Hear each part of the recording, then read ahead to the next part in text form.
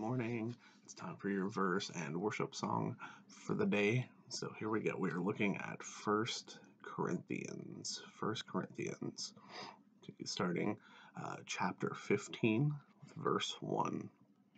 Now, I would remind you, brothers and sisters, of the good news that I proclaim to you, which you in turn received, in which also you stand, through which you also are being saved, if you hold firmly to the message that I proclaim to you, unless you have come to believe in vain.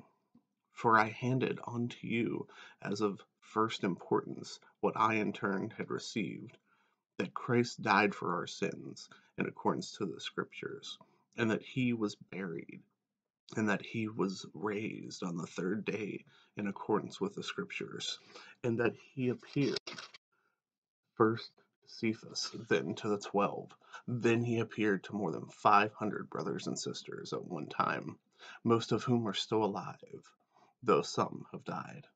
Then he appeared to James, then to all the apostles. Last of all, as to one untimely born, he appeared also to me. For I am the least of the apostles, unfit to be called an apostle, because I persecuted the church of God. But by the grace of God, I am what I am, and his grace toward me has not been in vain. On the contrary, I worked harder than any of them, though it was not I, but the grace of God that is with me. Whether it was I or they, so we proclaim, and so you have come to believe. So that was verses 1 through 11. So in Paul's writing here, he's giving us the validity of who Jesus is, and that the resurrection is real. He's giving us firsthand accounts, firsthand witnesses of the resurrected Jesus.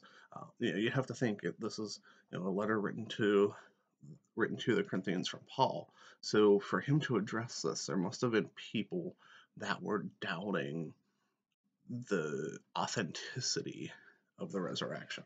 I don't know exact dates of when this was written.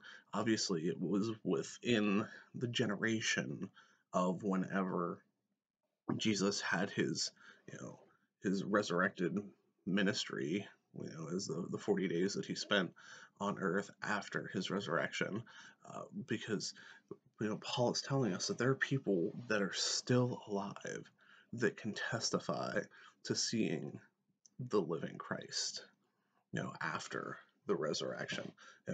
First he appeared to Cephas, who we know as Saint Peter, right? Then to the 12 apostles, and then he appeared to more than 500 brothers and sisters at one time.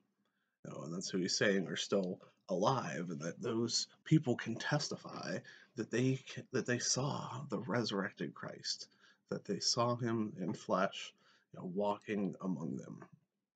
So, this is just another one of those great scriptures that gives us validity, right? Because what did Paul have to lose at this point?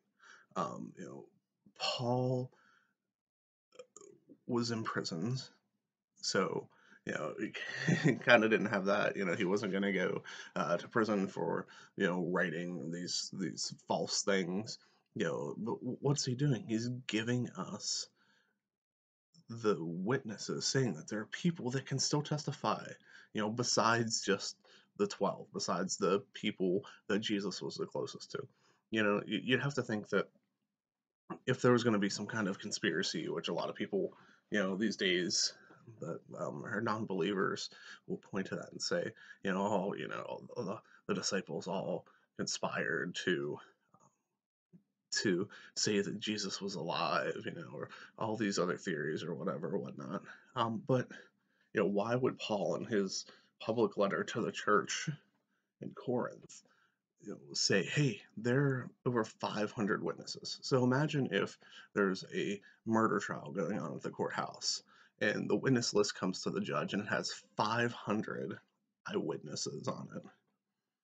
Before it goes to the jury, what do you think is going to happen if all 500 of those witnesses testify that they saw, the murder happen or whatever the crime was happen, I'm gonna think that that's gonna be pretty good evidence that, what actually is being presented by the prosecution happened. So, same thing here. If you have 500 eyewitnesses and the 12, and then Paul is saying he even appeared to me, who was someone that had persecuted the church, and he's Paul saying, I'm not worthy to be witness to the resurrected Christ, but I was fortunate to be.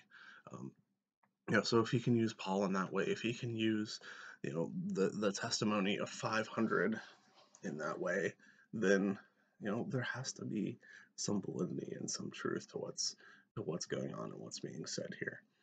So just something to think about today. Um, if we have 500 witnesses, pretty good chances that the story is going to be true. 500 people individually can testify to what happened. So keep that in mind as we go to our prayer song today, our worship song, which is "I Will See the Lord," the land of the living. There'll be a link in the description below for you to enjoy your time of worship. God bless.